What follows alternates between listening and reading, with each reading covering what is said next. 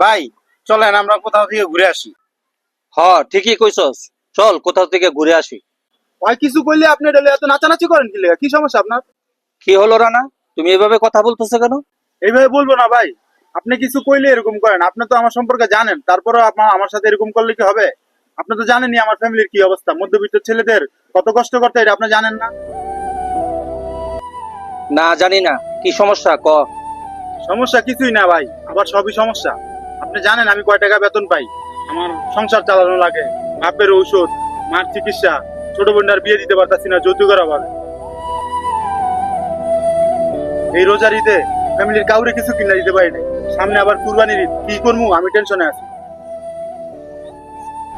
एक गर्जन मिले तो धरती हिले, एक ज्वाला एक आंधी फैले तो जल फाटक किले। दोस्त ऐसा जिंदगी में हर किसी को मिले, जैसे सांस तन को मिले।